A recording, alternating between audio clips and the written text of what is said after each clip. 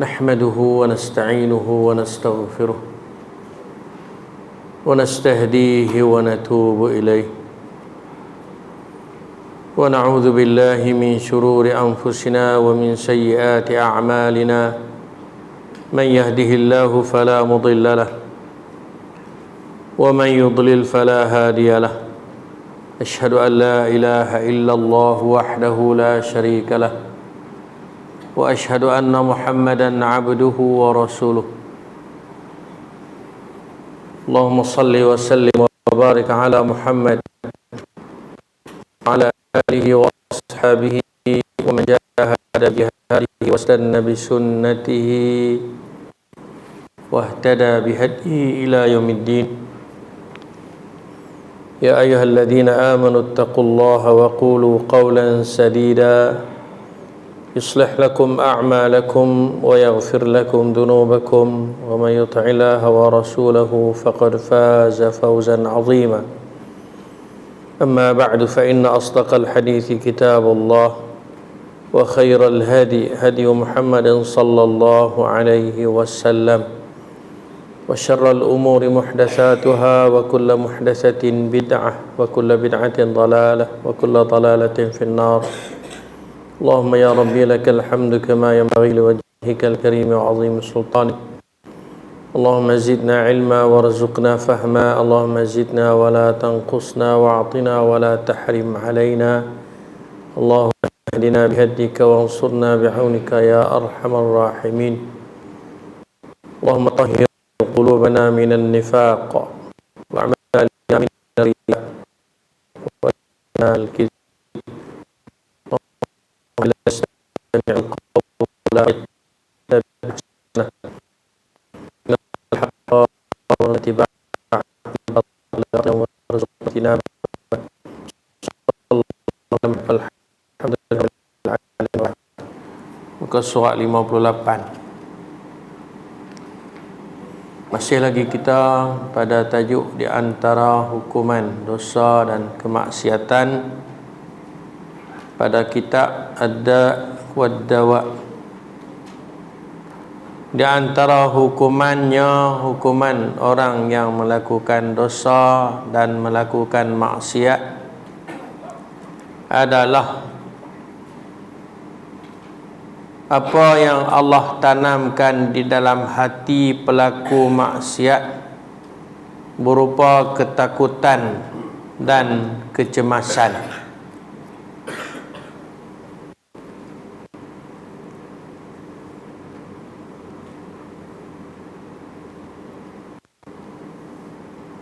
Adapun orang-orang mukmin, selalunya kalau kita dengar di dalam Al-Quran, Allah gunakan kalimah tabsyir, wa basyiril mu'minin wa basyiris sabirin. At-tabsyir maknanya berita gembira. Dan Nabi sallallahu alaihi wasallam diutuskan oleh Allah Subhanahu wa taala dengan dua motif utama, al-bashir wan nadhir. Nabi kita sallallahu alaihi wasallam Allah taala utuskan dengan dua motif utama. Yang pertamanya al-bashir ataupun tabsyir, maknanya menyampaikan berita gembira. Dan berita gembira ni adalah untuk orang-orang mukmin, iaitulah balasan syurga di akhirat. Adapun satu golongan lagi, nadhir, inzar, maknanya memberi peringatan, amaran, warning kepada orang-orang yang bantah, orang-orang yang lawan Allah Ta'ala, orang-orang yang ingkar, orang-orang yang kafir. Dalam erti kata ini maknanya orang-orang yang lawan Allah Ta'ala inilah Allah Ta'ala tanamkan dalam hati mereka itu perasaan takut dan cemas. nak mati, jadi takut, cemas ketika nak mati. Pasal apa takut? Pasal apa cemas? Sebab akan berhadapan dengan kehidupan yang amat dahsyat di dalam kubur. Bahkan sebelum masuk dalam kubur lagi, Allah Ta'ala dah tunjuk kepada mereka tempat yang mereka akan diami, iaitu neraka. Allah tunjuk dah. Tu orang jahat ni, na'udzubillah, kita minta berlindung. Orang jahat ni Allah Ta'ala dah bayang kepada mereka dekat nak mati tu. Allah Ta'ala dah tunjuk, malaikat bawa mari dah. Adapun orang yang bagus-bagus, orang saleh, orang mukmin, Allah Ta'ala bayangkan kepada mereka syurga. Sebab itulah kalau kita tengok orang yang bagus-bagus ni, kalau mati, muka mereka itu dalam keadaan jernih, ceria, dalam keadaan jernih, dalam keadaan sukacita. Berbeza dengan orang-orang jahat. Bukan nanti masuk dalam kubur lagi. Bahkan kalau kita tengok dalam kehidupan di dunia ni sendiri, sudah ada bayang-bayang dah. Sungguh kata kaya, mewah, tapi tak pernah duduk senang, duduk dalam keadaan cemas, duduk dalam keadaan takut. Tidaklah anda melihat pelaku dosa melainkan pasti dia dalam keadaan takut dan cemas. Dan memang orang kalau buat salah ni, dia tak erti nak duduk diam, dia tak boleh nak duduk tenang, sebab bimbang, takut orang tahu kesalahan, kesilapan dia. Dalam Al-Quran, dalam surah Ali Imran ayat 151, Allah Ta'ala berfirman, lebih kurang macam tu lah juga. Allah kata, sanulqi fi qulubil ladina kafarur ru' bima asyraku billahi ma lam yunazzil bihi sultana wa ma'wahumun nar wa bi'sa mathwaz zalimin. Allah kata, kami akan campakkan ke dalam hati orang-orang yang ingkar, orang-orang yang kufur. Sanulqi fi qulubil ladina kafaru ar-ru'b. Kami akan campak ke dalam hati orang-orang yang kafir, orang-orang yang kufur, orang-orang yang ingkar, orang yang buat salah dengan Tuhan. Dalam hati mereka tu Allah campak apa? Ar-ru'b, perasaan takut, gerun, bimbang, cemas. Pasal apa? Bima asyraku billah, di atas sebab mereka telah melakukan syirik kepada Allah. Orang yang buat salah, orang yang buat dosa ni, seolah-olah dia tidak merasakan kewujudan Allah, tidak merasakan perhatian Allah. Allah tak pasti dia ada rasa macam tu. Itu dia berani buat. Kalau orang tu dia merasa intaian Allah, perhatian Allah, dia tak akan berani melakukan maksiat. Nah, kalau dia buat juga tu, mungkin dia orang Islam, orang yang rajin sembahyang, dalam keadaan dia tu masih lagi tak begitu yakin bahawa Allah duk perhati dia.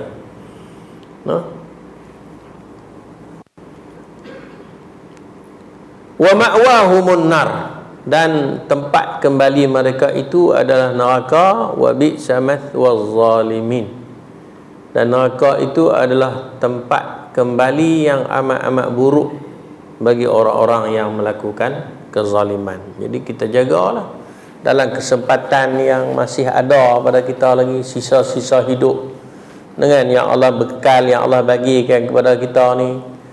Walaupun kita dah lajak daripada umur kematian, umur umat Nabi kita ni baina sittina wa sab'in, di antara 60 dan 70. Siapa hak lebih daripada 70 tu, maknanya dia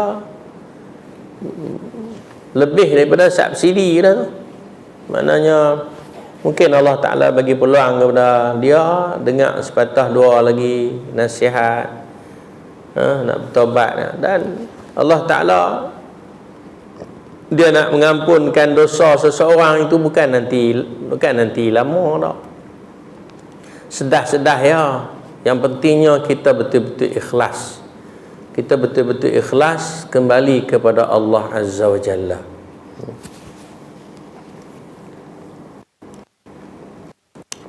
Saya ada tengok satu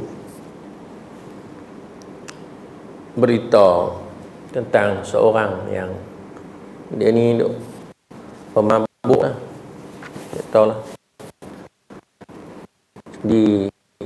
Lah ni kalau Maghribi kan. Lah naiklah cerita Maghribi ataupun Morocco duk menang bola lah ni. Masuk semi final. Masuk separuh akhir. Kan? Masuk separuh akhir lah. Maghribi riuh seluruh dunia. Atas nama negara Islam, kita pun tengoklah cerita-cerita. Ada seorang hamba Allah tu, dia adalah kaki arak. Tapi Allah Ta'ala campurkan dalam hati dia tu kesedaran. Dia mari ke masjid nak semayang berkeli dengan orang. Orang tak bagi dia masuk dalam masjid. Tapi Tok Imam tu bagus, Masya Allah. Atas dasar dia tu kerja dia tarbiyah orang, dia heret masuk ke dalam masjid. Sebelum bawa masuk dalam masjid tu, dia bawa dia ambil air semayang tu, ambil wuduk apa semua sempurna elok. Dia heret masuk dalam masjid, semayang dengan dia. Dia jadi imam, kan? Walaupun dia dah semayang, tapi dia nak bimbing kawan ni, semayanglah dia dua. Dia semayang rakaat pertama clear elok, mari sampai sujud yang terakhir tu dia tak bangkit. Tok Imam bangkit, dia tak bangkit. Dia duduk sujud. Tok Imam sambunglah semayang sampai habis. Bila dah habis semayang, Tok Imam ni heran tengok dia duduk dalam sujud lagi. Dia pun kocak lah dia tu. Rebah dah mati dalam sujud. Yang mana yang kita duk belajar dalam kitab ringkasan pengurusan jenazah tu kan.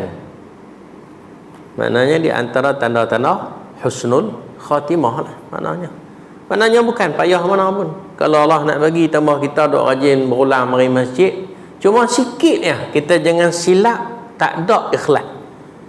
Ataupun ada duk curi-curi sikit, riak, sum'ah, ujub, takabur. Masuk dalam masjid ni bukan tempat takabur, bukan tempat sombong. Masuk dalam masjid adalah tempat kita merendah diri. Ma tawadha'a 'abdun illa rafa'ahu Allah. Kata Nabi SAW, tidak merendah diri seorang hamba itu, melainkan Allah akan angkat darjat.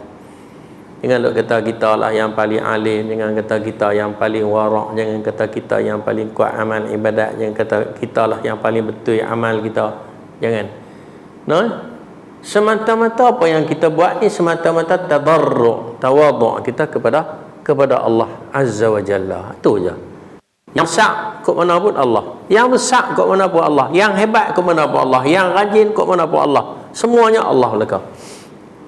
Barulah kita dapat mencapai.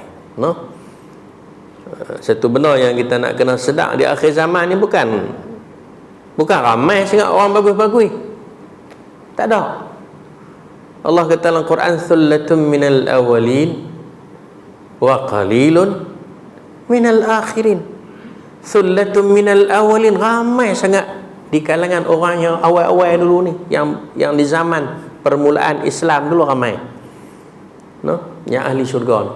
Wa qalilun minal akhirin, amat sedikit dari kalangan orang-orang yang akhir-akhir ni. Maknanya kita ni ramai. Maknanya satu yang baik. Kita mengharapkan kita lah yang terbaik. Tapi harapan kita itu adalah daripada siapa? Daripada Allah. Bukan harapan kita daripada manusia. Jangan kita mengharap orang duk angkit, kita duk puji, kita lah bagus, kita lah cerdik, kita lah pandai, kita lah alim, kita lah warak, kita lah orang kuat ahlul ibadah dah. Kita lah betul dah. Semuanya bergantung kepada keputusan daripada Allah Azza wa Jalla. Cuma kita buat apa dia? Bagi betul. Wa ma umiru illa liya'budullaha mukhlishina lahuddin. Kerana sesungguhnya ketaatan adalah benteng Allah yang paling kukuh. Yang barang siapa memasukinya, maka dia termasuk orang-orang yang aman dari hukuman di dunia dan di akhirat. Dan memanglah objektif daripada penciptaan manusia ni adalah hanya untuk jadi hamba. Wa ma khalaqtul jinna wal insa illa liya'budun. Tidak ciptakan jin dan manusia melainkan supaya beribadat. Jadi tak bolehlah kita derhaka lawan Tuhan. Ingat macam ni ya, apabila kita nak buat dosa, maknanya kita lawan Allah. Layakkah kita lawan Allah sedangkan kita duk tumpang dia? Kita bernafas dengan roh yang dia bagi, kita bergerak dengan darah yang dia bagi, urat yang dia bagi, segala anggota yang dia bagi. Tak ada langsung hak kita. Kita makan semua hak dia bagi. Maknanya kita bila kita rasa kita sedar diri kita menumpang, kita nak bangga apa? Bahkan kekuatan yang ada pada kita semuanya mari daripada Allah, bukan kita sendiri. Betul, kita orang yang ingat kepada Allah selalu disebut pada la haula wala quwwata illa billah.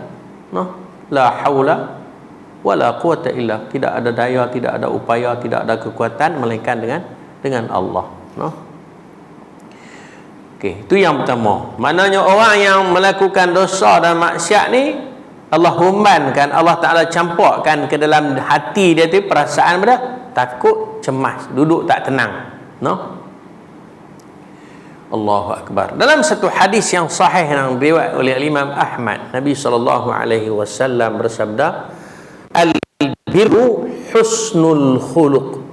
Al-birru husnul khuluq. Yang dikatakan kebaikan itu ialah akhlak yang baik. Maknanya kalau kita rajin buat amal yang terang tapi akhlak kita buruk, maknanya kita tak ada kebaikan pada kita. Sehingga dalam Al-Quran Allah kata, qaulun ma'rufun wa maghfiratun khairun min sadaqatin yatba'uha adha. Qaulun ma'rufun, perkataan yang elok, mana ucapan yang bagus-bagus, itu akhlak yang elok kan? Ucapan yang baik-baik, ucapan yang elok-elok. Wa maghfiratun, dan memaafkan orang, keampunan. Kita maafkan orang.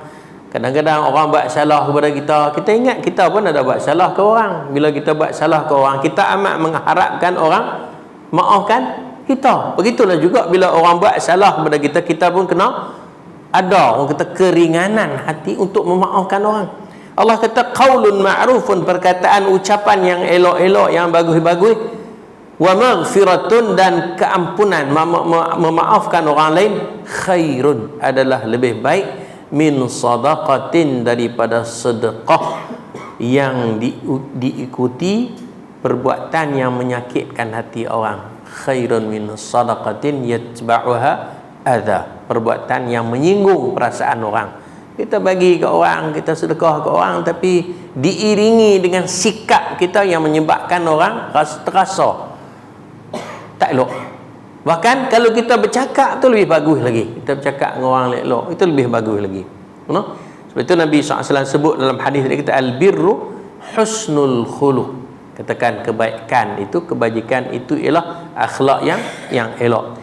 Wal ithmu ma haka fi nafsika, dan dosa itu ialah sesuatu yang terdetak di hati kamu. Maknanya keinginan.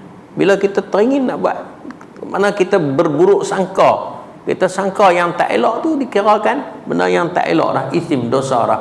Inna ba'dadh-dhanni ithmun. Dalam Al-Quran Allah kata apa? Inna ba'dadh-dhanni ithmun. Sesungguhnya sebahagian di antara sangka-sangka jahat itu adalah dosa. Kita bersangka buruk kepada orang itu adalah dosa. No? Wa karihta an yattali'a alaihin nas, dan kamu duk bimbang takut orang tahu. Itu dosa. Kan? Dosa ni benda yang terdetak di hati kita dalam keadaan kita duk takut. Oh, kita bimbang. Itu adalah perasaan cemas, perasaan takut tadi ni. Kita duk bimbang, kita duk takut orang tahu kata kita buat kesalahan tu. Itu dikatakan benda tak elok tu. Kan? Benda tak elok. Senangnya orang tua dulu dia kata benda baik ni adalah benda yang kita duk teringin nak cerita ke orang. Kan? Benda yang baik, benda yang elok ni kita duk rasa nak cerita ke orang. Benda yang buruk ni, Allahu Akbar, lepas sembunyi takut orang tahu. Kalau kita buat benda buruk, benda jahat, benda tak elok, kan? Kita duk kira nak sembunyi, tak bagi orang tahu. Kalau orang tahu kita kacau, kan? Ada pun benda yang elok ni duk teringin nak abad dengan orang, tapi agama suruh kita sembunyi, kan? Hatta la ta'lamu shimaluhu ma tunfiqu yaminuhu, dalam hadis Nabi kita, hatta la ta'lamu shimaluhu ma tunfiqu yaminuhu, sehingga dia sembunyi sedekah dia, sehingga tangan kiri dia tak tahu apa yang disedekah oleh tangan kanan dia. Sampai tu. Maknanya dia kita buat amal ibadat ni dalam keadaan siapa pun tak tahu. Mana kita tidak mengharapkan pujian, cakapan orang lain, sebutan orang lain. Ada pun benda-benda yang buruk ni kita duk kira nak sembunyi. Ada rasa bimbang, rasa takut orang tahu. Itu yang pertama. Yang seterusnya di antara hukumannya lagi adalah bahawa kemaksiatan itu menimbulkan perasaan terasing yang sangat besar di dalam hati. Duk rasa macam orang benci kat kita, duk rasa macam orang tak kenal pada kita, duk rasa macam orang tak mau berkawan dengan kita, padahal orang tak tahu apa pun. Orang tak tahu apa pun. Kalau dalam keadaan orang tak tahu kata kita buat salah tu, kita duk bimbang, duk berasa macam depa ni dengan pakat benci kat aku, pakat tak berkenan kat aku, dia mari, kan? Sebagaimana seorang penyair berkata, fa in kunta qad awhashatka ad-dhunub fad'aha idza syi'ta wasta'nis. Bila dosa-dosa telah membuatmu merasa terasing, kan? Kalau kita buat satu kesalahan, kita berasa macam kita ni terasing daripada orang lain, apa kita nak kena buat guna? Maka tinggalkanlah ia bila kamu mau dan berusahalah akrab. Maknanya usahalah sungguh-sungguh untuk menjauhi dosa-dosa itu. Apabila kita rasa macam dengan kerana dosa tu orang menjauhkan daripada kita, adik-beradik berkelahi dengan kita, kan? Berkelahi adik anak-beranak, berkelahi adik-beradik, berkelahi kawarakan, punca daripada kita buat salah. Kalaulah kita ada kesedaran macam tu, cepat-cepatlah kita jauhi daripada dosa dan kesalahan itu, bertobatlah cepat-cepat. Inti masalah ini katanya adalah bahawa ketaatan membuat seorang hamba dekat kepada Allah. Bila seorang tu, telah kita dalam Al-Quran ada Allah Ta'ala sebut kita, wa'bud rabbaka hatta ya'tiyakal yaqin, wa'bud rabbaka hatta ya'tiyakal yaqin. Dan hendaklah kamu beribadat kepada Tuhan kamu sehingga datang kepada kamu al-yaqin. Walaupun di sana ulama tafsir menafsirkan dengan berbagai-bagai maksud al-yaqin itu. Ada kata al-yaqin itu makna dia al-iman, ada kata al-yaqin itu makna al-maut, kata yaqin itu makna kamu beribadatlah kepada Allah sampai mati. Yaqin itu makna dia al-maut. Ada di kalangan ulama mufassirin mengatakan bahawa al-yaqin bermakna al-maut, mana beribadatlah kepada Allah sungguh-sungguh sampai mati. Ada yang mengatakan bahawa maksud al-yaqin itu makna al-iman, mana kamu beribadatlah kepada Allah sehingga datang keimanan kepada kamu yang mantap, sehingga kamu merasa betul-betul kamu tu berada di hadapan Allah, sampai kepada darjat al-ihsan, an ta'budallah ka'annaka tarahu fa in lam takun tarahu fa innahu yaraka. Kamu beribadat kepada Allah dalam keadaan seolah-olah kamu nampak Allah, ataupun kalau kamu tak nampak Allah, kamu sedar, kamu perasan, kamu yakin bahawa Allah sedang melihat kamu. Mana sampai peringkat tu. Kita tengoklah cara kita beribadat tu lagu mana. Sambil-sambil duduk semayang, duduk teringat sekali nak makan apa lepas isya, jam. Maknanya semayang kita tu tak sampai lagi lah peringkat tu. Sambil-sambil duduk mengaji, duduk tengok jam, kata insya lambat pula lah ni 8.20 baru masuk. Duduk teringat lagu tu, makna memang hati kita tu songsang lah. Tak kena lah kan. Maknanya tak betul-betul kita berkehendak kepada benda tu. Tak ada. Kegairahan kita tu tak ada. Tak ada tu makna tak kena gitu, kan? Duk ingat clean. Kalau kita dekat dengan Allah Ta'ala tu, kita tak berasa. Macam orang tengok bola ke tengok penggambar bola lah habis dah. Maknanya dia seronok sungguh tu. Dia tak perasan. Tak berasa kata cepatnya masa berlalu, kan? Semakin dekat seorang hamba dengan Allah, semakin tenanglah dia tu. Maknanya seseorang hamba tu apabila dia dekat dengan Allah Ta'ala, maka dekat. Kita tengok cerita dua orang sahabat Nabi, saya tak ingat nama dua orang sahabat Nabi yang Allah Ta'ala, yang Nabi SAW jadikan mereka sebagai apa dah, penjaga malam dalam satu peperangan, berhenti singgah di satu tempat, kan? Nabi kata hampa berjaga malam dua orang, kan? Bila dua orang ke, seorang lagi tu dia kata siapa dia nak jaga dulu. Kalau hang nak jaga dulu, bagi aku tidur dulu. Sekali aku bangkit pula, kan? Jadi bergiliak dua orang tu. Seorang ni dia kata aku dulu dia jaga. Dia bukan duduk saja. Tak macam kita. Kalau kita kan kalau duduk jaga malam tu baru kat daun lah. Depa tak. Depa ambil wuduk dan solat. Dia tak sedar kata dia telah kena panah. Bila dia tengok dia kena panah, dia terus semayang lagi. Sehinggalah sampai giliran dia. Dia rasa dia tak boleh pi dah, barulah dia gerak kawan dia. Seorang lagi. Kan? Seorang lagi dia gerak. Tu. Nak abang apa? Nak abang kata orang ada satu istilah dia panggil zauq. Maknanya dalam keadaan dia tu asyik. Zauq, asyik. Dalam keadaan dia tu terlalu, orang kata apa, terlalu tenggelam dalam beribadat kepada Allah Ta'ala sehingga tak rasa sakit dia tu. Tak rasa sakit dia tu. Kita dah kalau kena selumbak apa kayu masuk di jari ni, kan? Kita tak rasa sakit lagi, tapi bila semayang pun rasa sakit. Allahu Akbar, kelebek-kelebek. Allahu Akbar ni kena bila dalam semayang tu baru sedang kata sakit. Tadi tak semayang tak sakit. Dia sepatutnya bila semayang tak rasa sakit, tapi tak, kita bila semayang tu rasa sakit. Bila semayang rasa sakit, bila semayang berasa hak ni, tak kenal lah tu semayang kita tu tak clear lagi, kan? Macam yang barang hilang kalau nak cari dalam semayang, dia jumpa dalam semayang. Beza lah. Itu hakikat keimanan para sahabat berbeza jauh dengan kita. Sebab itulah Allah kata tadi pada orang yang masuk syurga banyaknya orang dulu. Adapun orang lala ni tak banyak, sikitnya, cuma sembang yang dekat. Orang ni sembang yang pandai, kan? Orang dulu dia tak pandai sembang, dia pandai buat amal ya. Sebaliknya, kemaksiatan membuat hamba jauh dari Allah. Semakin jauh seorang hamba, semakin kuat keterasingannya. Maknanya orang yang jauh daripada melakukan ketaatan kepada Allah, makna dia sangat jauh daripada Allah, sangat terasing daripada Allah. Maknanya orang yang sebaliknya, yang kuat beribadat kepada Allah, makna semakin dekat dia dengan Allah Azza wa Jalla. Lepas tu kita tengok orang yang paling banyak kena ujian ialah orang yang dekat dengan Allah. Lagi rajin kawan tu, lagi azam dia tinggi untuk beribadat kepada Allah, lagi banyak ujian dia. Kenapa? Karena realitinya iman itu dia akan datang selepas daripada seseorang itu lulus ujian.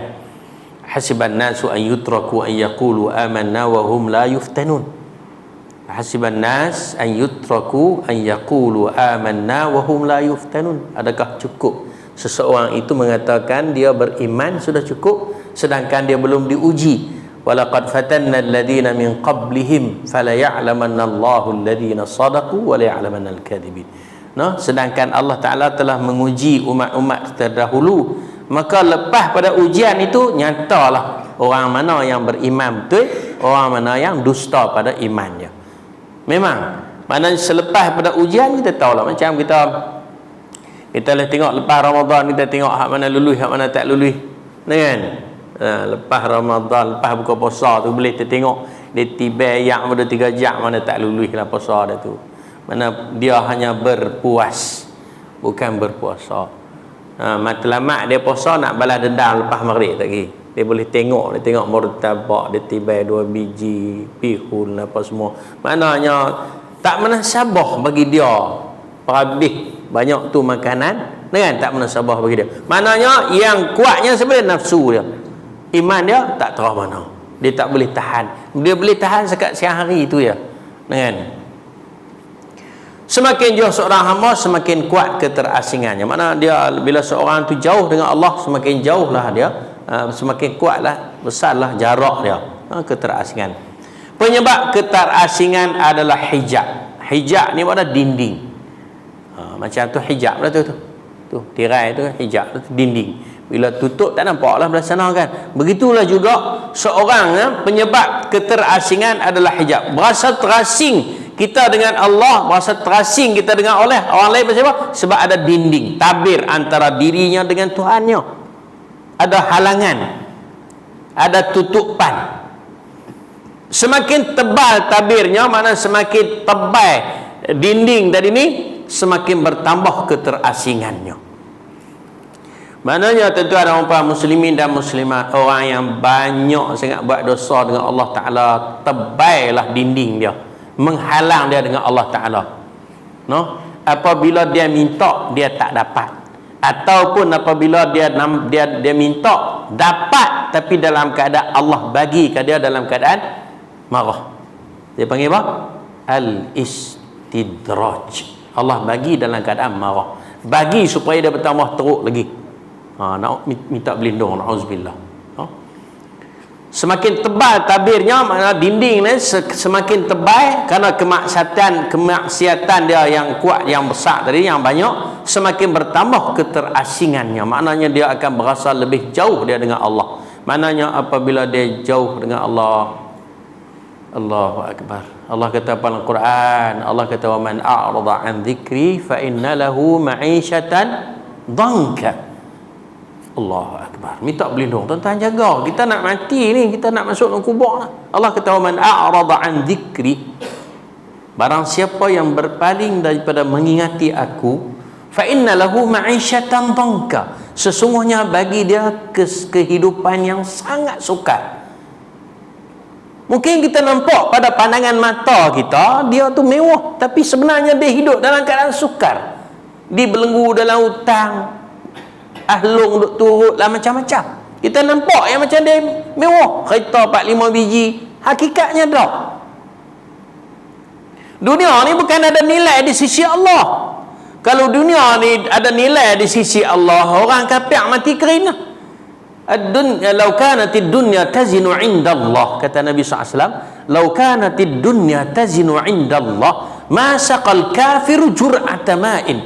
Kalaulah dunia itu bernilai di sisi Allah, Allah tak akan bagi kepada orang kafir walaupun seteguk air.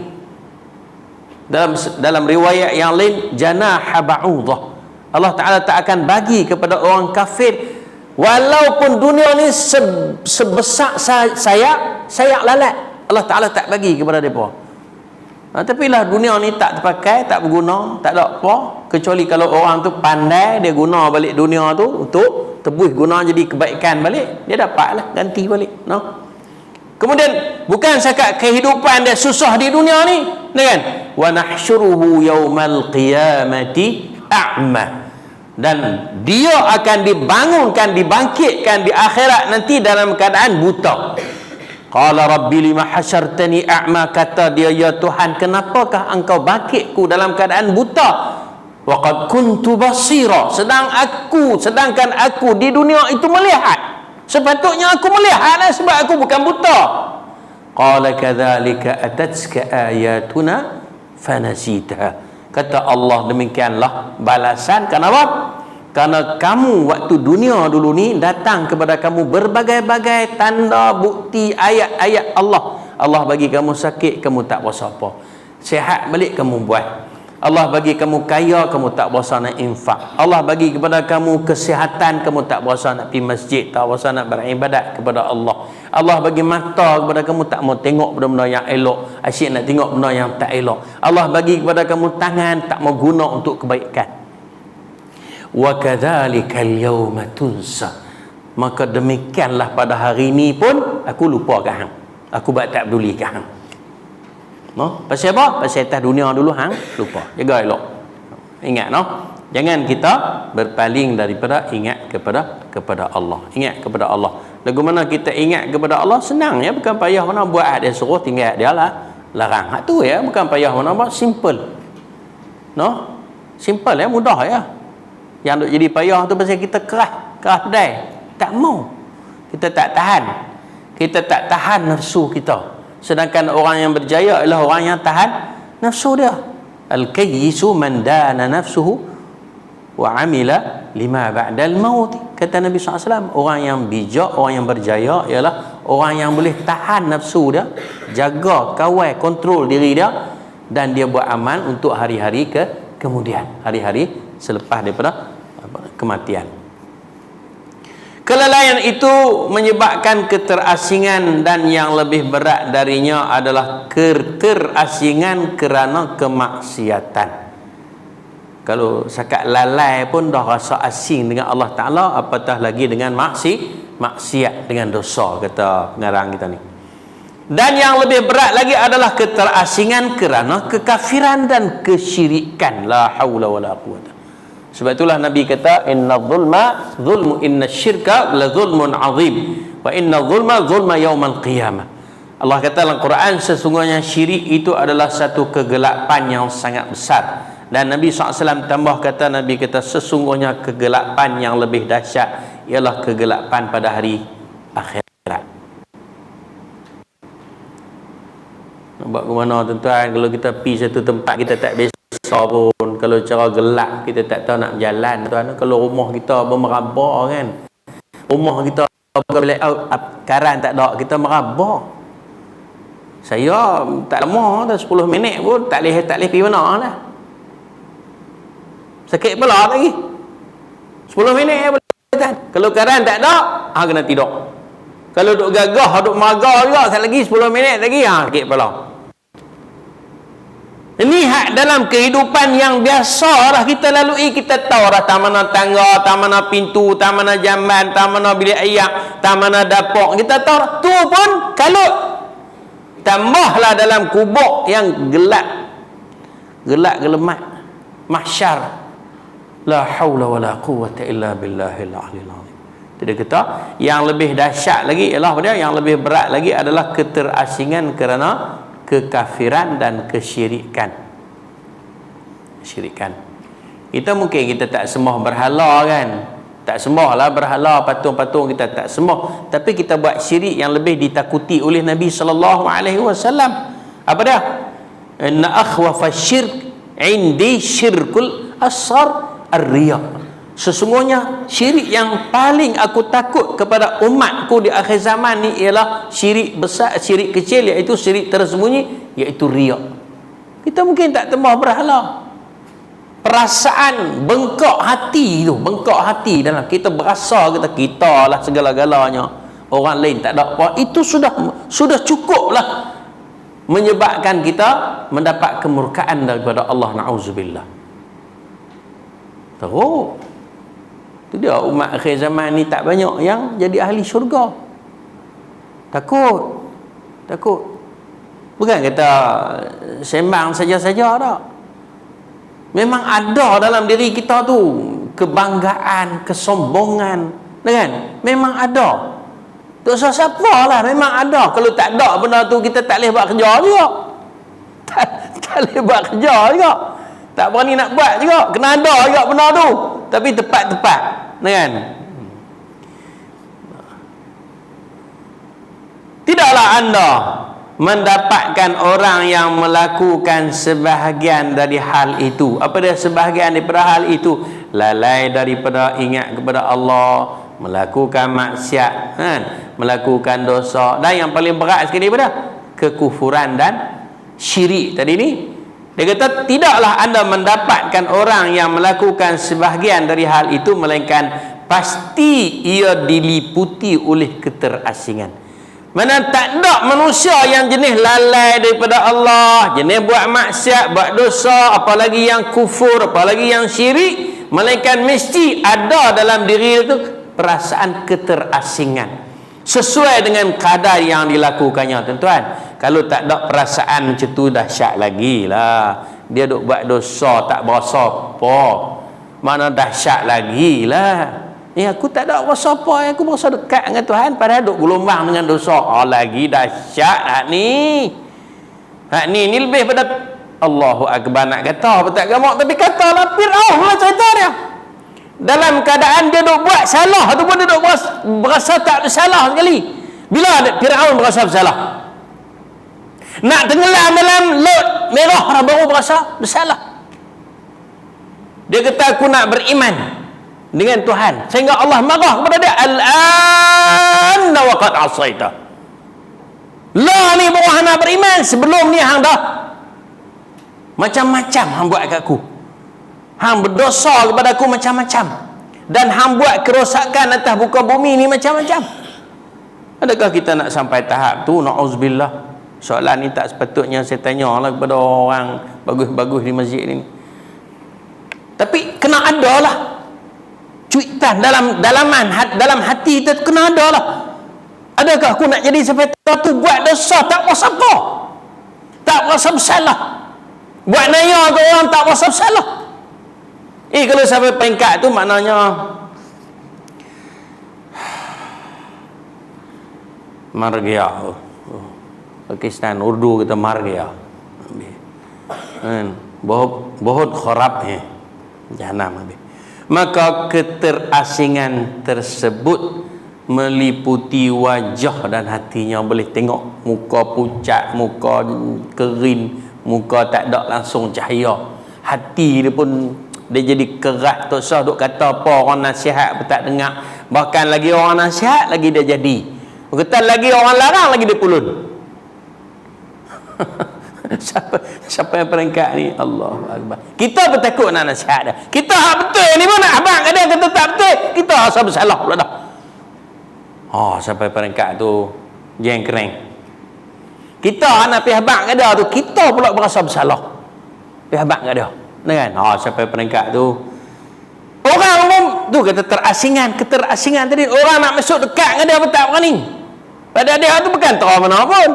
Sampai peringkat tu Allahu Akbar, sehingga dia merasa terasing dan diasingkan. Dia berasa terasing dan orang seolah-olah orang lain tu tak mau ke dia. Dia berasa macam tak mau masuk dengan orang pun tak mau masuk dengan dia. Orang tak mau berkawan dengan dia pun berasa tak mau berkawan dengan orang. Dia berasa segan dengan orang. Nak masuk pergi isyaku ni belemuh ni. Dia berasa itu. Orang lain pun berasa kata apa? Dia ni siapa dia nak berkawan dengan dia? Tu mari tu jom. Kalau dia nak lepak kita di kedai kopi pun kan? Kita berpuasa kata tu mari tu jom. Aku tak boleh dia ni. Kan? Sampai peringkat tu la ilaha illallah. Jadi tuan-tuan dan puan muslimin dan muslimat, Allahu Akbar. Dua benda lah malam ni. Yang pertama apa dia? Ulang balik.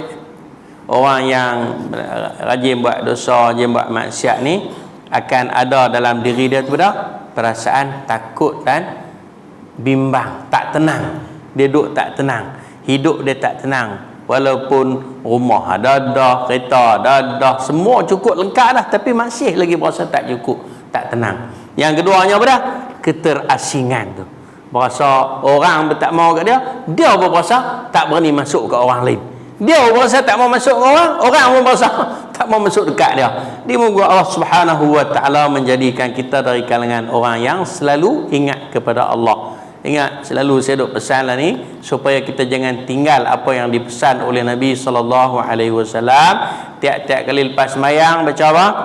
Allahumma a'inni ala dzikrika wa syukrika wa husni ibadatik. Jangan tinggal, kerana Nabi pun pesan jangan kamu tinggal lepas pada tiap-tiap kali kamu sembahyang baca Allahumma a'inni ala dzikrika wa syukrika wa husni ibadatik. Kalau tak tahu apa maksud dia, ya Allah mu tolonglah aku supaya ingat kamu.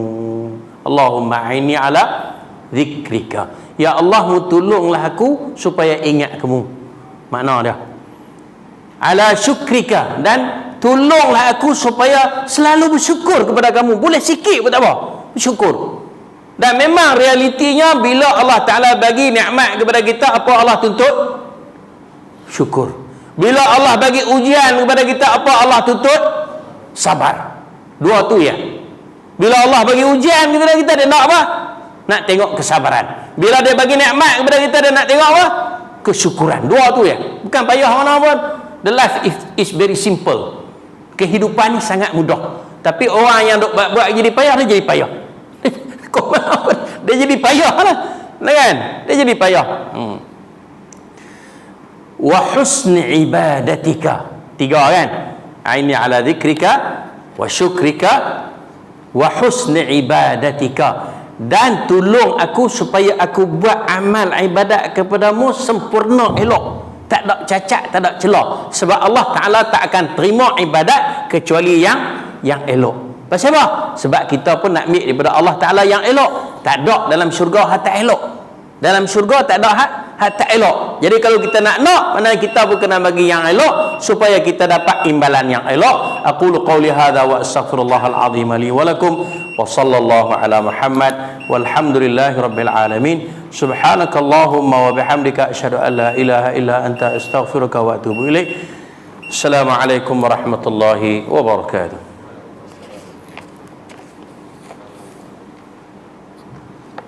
Tak nak tutup.